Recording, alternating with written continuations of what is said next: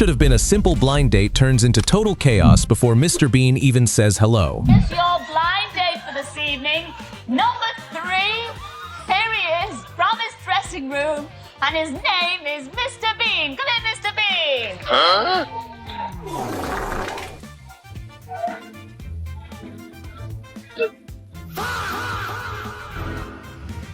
And that's just the beginning, because once one awkward answer leads to another, you realize nobody on earth can make an ordinary moment funnier than Rowan Atkinson. Much spare time with ladies? Do you know about women? Well, I don't know about women.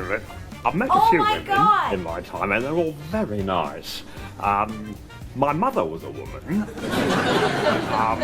and her mother before her was a woman, but her grandmother, I'm not sure if she was a woman or not, but she was something. I think it was a woman. Stick around, because these 42 clips only get better as they go. Oh, and I think the only time when he is a bit smooth, actually, Johnny, I think it's a bit creepy, really. I'm quite glad we don't do it too often. You know, it's because, you know, the problem with Johnny is that he's not as good as he thinks he is at anything. He's not quite as good at spying as he thinks he is, and he's not quite as good with women. Who's our hero in Man vs. Bee is just a very, very nice man, actually, kind of nicer than most of the characters that I play, who tend to be very selfish or self-centered or self-obsessed in some way, you know, particularly Mr. Bean. So actually, as much as Rowan Atkinson enjoys his ridiculous dance moves, he wishes there was a choreographer he could blame.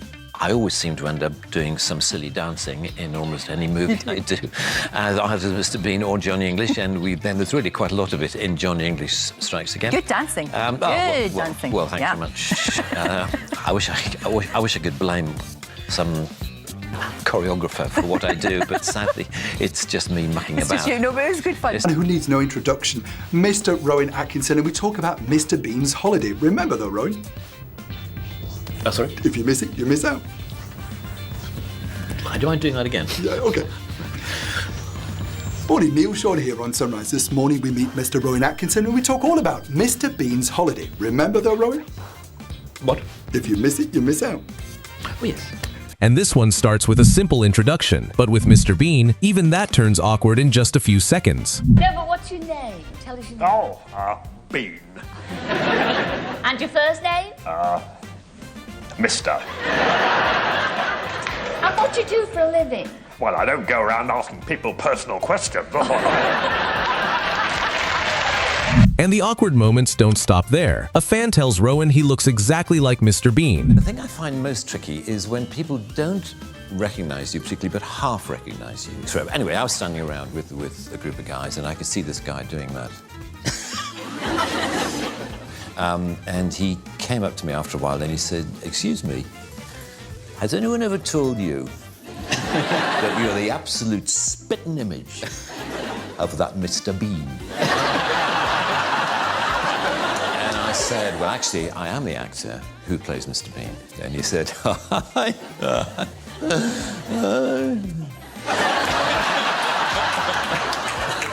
bet you wish you were."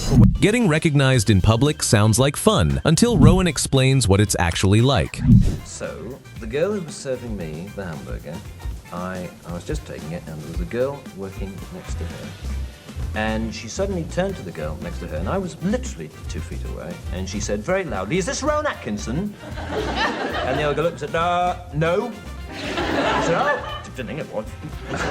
I mean, if people do know you and they come up and they say, "You know, I like this that you do," well, that's fine, but it's the people who shout at you from across the street. It's the, "Hey, give us a face, Rowan!" Even the biggest celebrities aren't prepared for him. Elton John expects a normal interview, but Rowan has completely different plans. I'm sure the first question that everybody would like to ask you is this. Funny name, Elton. How did you come by it? Did you ever consider John Elton? What were those early albums, then? One of which I believe was called simply Elton John. Yes, that's correct. And you didn't feel awkward with the name at all? From there, the conversation shifts from music to fast cars. Were you ever on Top Gear? You're such a car buff. Yeah, yes, I was. Yes, I did. How did you do? How did you rate? Well, I did pretty well. Well, I well, not to be, to throw modesty to the winds, I was the top of the leaderboard at the end of my program. That naturally brings the topic back to romance. All super agents are known for their powers of seduction. Have you learnt any new pickup lines? New pickup lines in this movie? No. No, I never knew any before, and I don't know any now. No. And if you've ever wondered what Formula One has to do with Mr. Bean, Rowan has a surprisingly good explanation. All of this Formula One malarkey. Yeah. Well, he would enjoy it very much because he's a car enthusiast, as you know. Oh, that's right. Yeah, he had some magnificent cars, didn't he? Cars, then he'd enjoy it. He's a genuinely sweet man, I think, Trevor Bingley, and that's relatively rare actually in the characters that I played, because I think Mr. Bean is a selfish, self-centered, anarchic child. Really a very, he looks after number one and is quite charmless sort of character. Not everyone comes in looking for laughs. One interviewer offers Rowan a sincere compliment. Did you ever feel that you would be like this cool to so many generations? Like, you're huge. I'm huge. No, not really. I suppose you don't, Sometimes he doesn't even need a full sentence. One tiny word is enough to make the entire room burst into laughter. Somebody there called Bob. Anybody else would read it and go, they're called Bob. You decided that Bob could be a funny word. Right. Now, quiet. How do you do that? Well, it just seemed, it was always at the end of the sentence. It was, so how can I help you? Bob. And it just seemed like a funny way of saying it. Bob. This next moment really doesn't need any introduction. Just watch what happens. This one. I believe it's your diary, right? That's my diary. Yeah, it is. And you know what? It says here on page 1, if I have been silly enough to mislay this diary, please return it to Mr. Bean. And P.S. a £5 reward would certainly not be out of the question. You owe me £5 if you want it.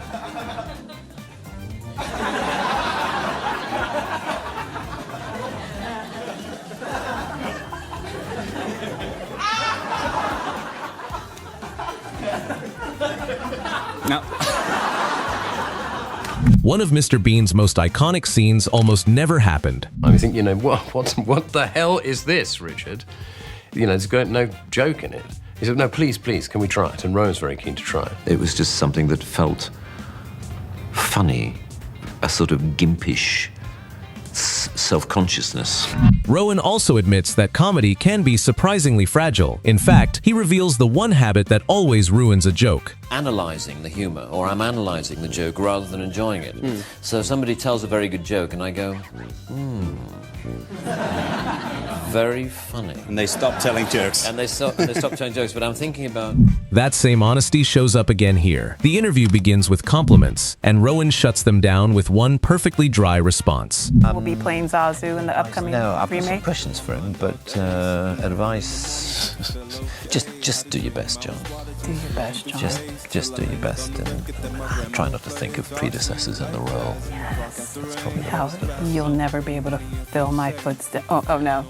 I'm certainly not going to say that. Even accepting an award isn't a normal moment for him. Somehow, the speech turns into a full comedy performance. Cannot unfortunately accept it himself because he is in Hollywood, starring in his first major film role with Meryl Streep. I am, however, not in Hollywood, not having been offered even a minor role in an 8mm pornographic movie. Then the host jokes about talk shows themselves, and Rowan can't resist joining in. That I read from you. It says, the problem with talk shows is that you're supposed to amuse. I generally rely on being interesting rather than funny. They, that is, us here, are not actually very interested in people who are very interesting.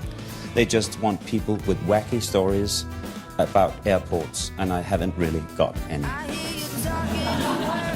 How true. It's true.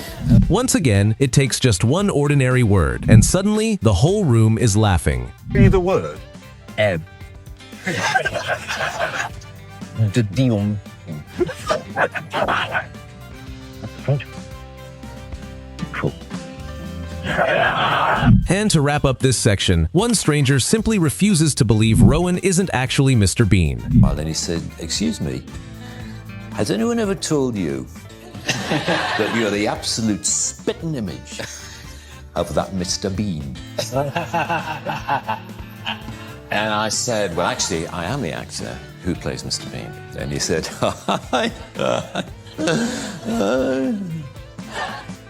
If you thought fans had it bad, wait until you see this, because not even the devil is safe from Rowan's sense of humor. Yes.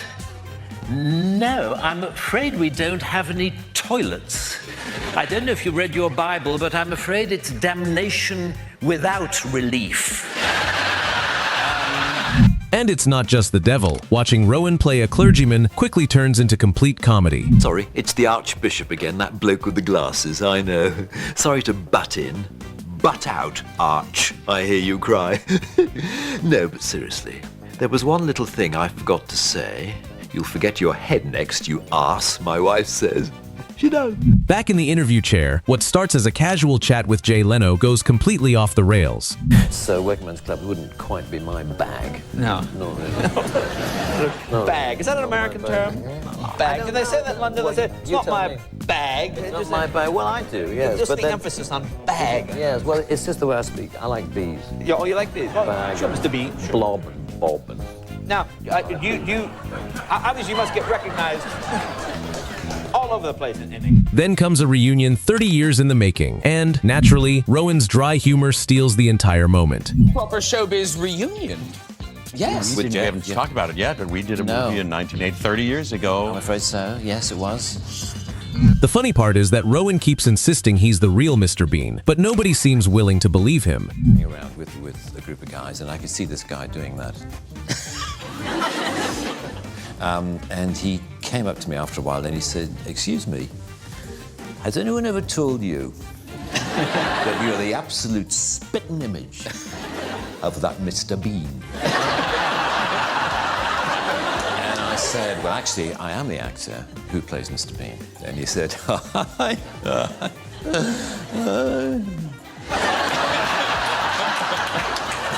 "I bet you wish you were."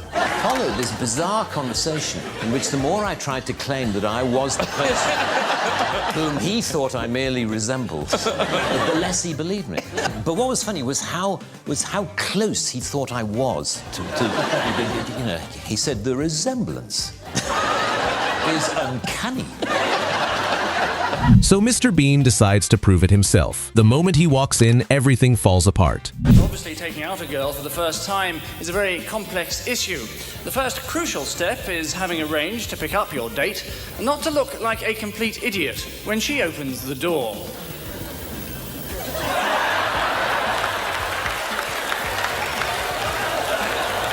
Honestly, whenever Rowan is around, a normal interview only stays normal for a few seconds.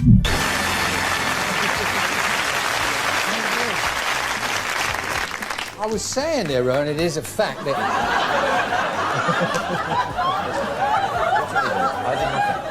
You wouldn't have done anything when I wasn't looking, would you? Not behind your back, Des.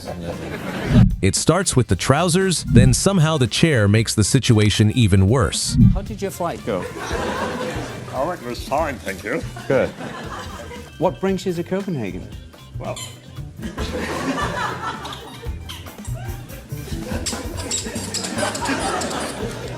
got a bit of a squeaky chair. Oh. Yeah, right. Okay.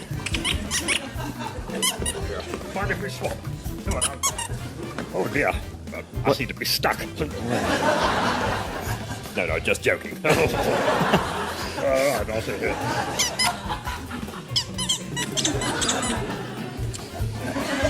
Oh. You've got some very squeaky chairs in here. Well, I'll... Well, tell you what, let's, Could we get another chair, please? Can we have another chair, please? Yes.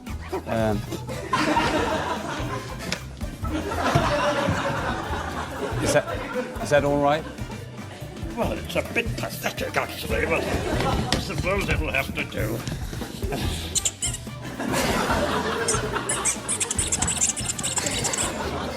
Actually, it's quite nice in its own way.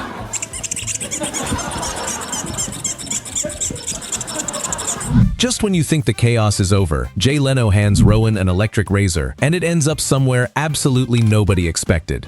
Mr. Bean shaving, I don't want to put you on the spot here. Yes. Yes, okay. Yeah, it's in the movie. This is how Mr. Bean shaves. Okay, ready? One shave.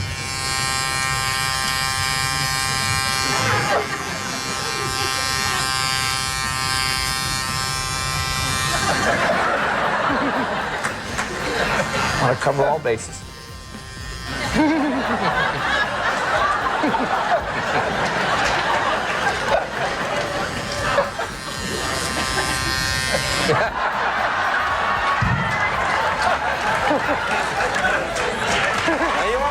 Here's something many fans still don't know. Mr. Bean almost had a completely different name. We were sitting around, I remember, at our producer's house one day and trying to think of a name, and we started with Mr. White. I like the idea of the series being named after the character, and he was obviously a Mr., so Mr. White, but that sounded a bit bland, and then we started to think about, vegetables and As you do. As you do, when looking for a comic attitude. So Mr. Broccoli and Mr. Carrot and Mr. Cabbage and Mr. Bean, it's sort of, single syllable and short and sharp and memorable. No setup needed for this one. Just sit back and enjoy it. Bah, bah, bah, bah, bah, bah, bah, bah. Filling a small glass of water.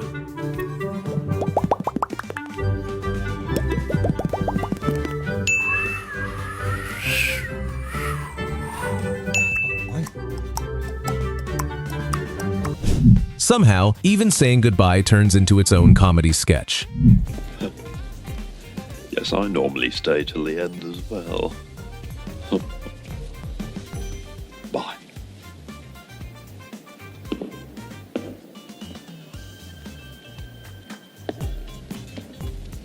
You can go now if you wish. Dearie. Bye.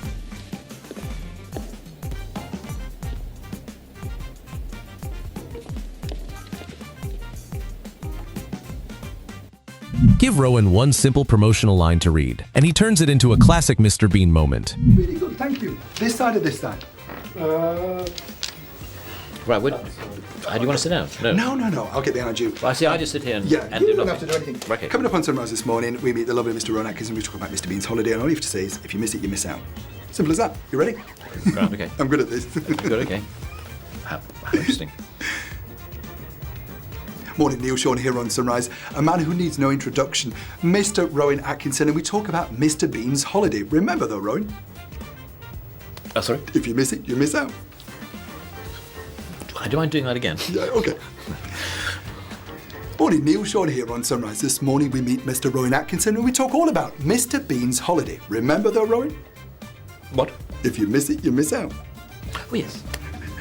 Don't miss Rowan Atkinson on Sunrise this morning.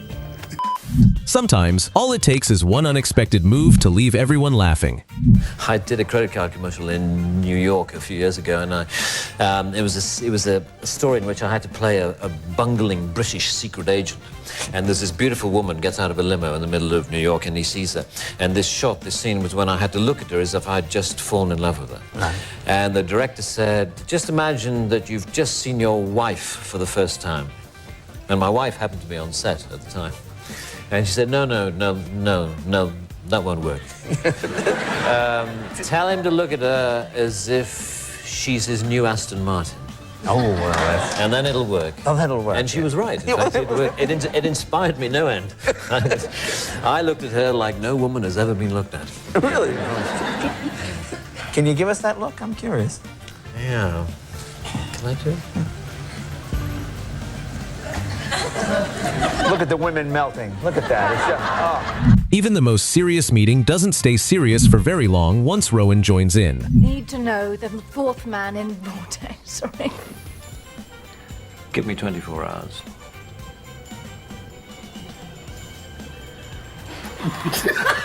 There's nothing I'd like more. No, that's wrong. There's nothing I'd like more, Simon. Roll call has never been this entertaining. Settle down, please. Answer your names. Anus.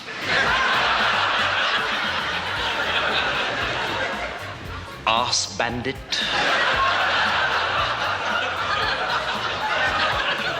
Bottom. Clitoris.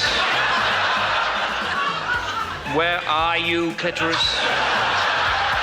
But behind all the laughs, Rowan admits that being famous for funny faces isn't always as flattering as people think. See your face as your greatest asset, your facial dexterity. You know, one doesn't like to be labelled a face puller because you feel as though if you have got a face that, you know, that mounted will and one can go like that, you know, looking twisted about.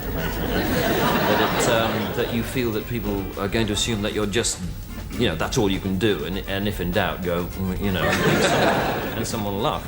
Yeah. He even shares the unusual habit that helped inspire the character of Mr. Bean. I mean, what about the mugging, the pulling of faces in Bean? I mean, did you do that as a routine? Was that part of it? Yeah, that started when I went to University at Oxford, really. That's when I started doing entirely visual stuff. And for the first time ever, when I was about 20, whenever that was, I remember, standing in front of a bathroom mirror and just sort of gurning, I suppose, just pulling faces for the sake of it. Like how? And it was, just sort of going, just suddenly, very extreme.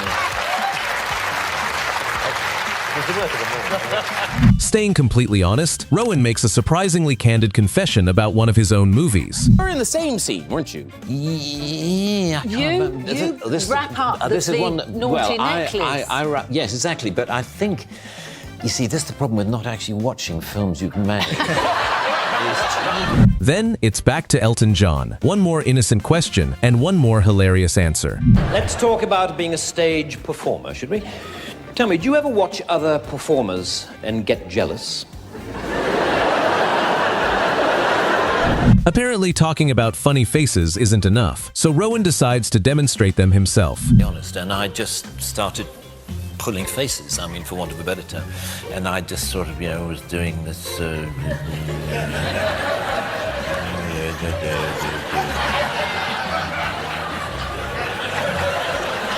And then there was this idea of having a card. Have you got anything that I...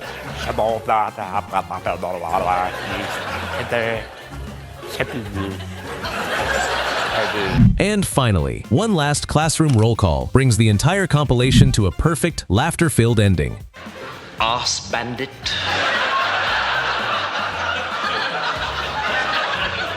Bottom. Clitoris. Where are you, clitoris? From awkward interviews to unforgettable Mr. Bean moments, Rowan Atkinson proves one thing over and over: the funniest comedy often comes from the most ordinary situations. If these clips made you laugh, don't forget to hit that like button, subscribe for more, and let me know in the comments which moment made you laugh the hardest.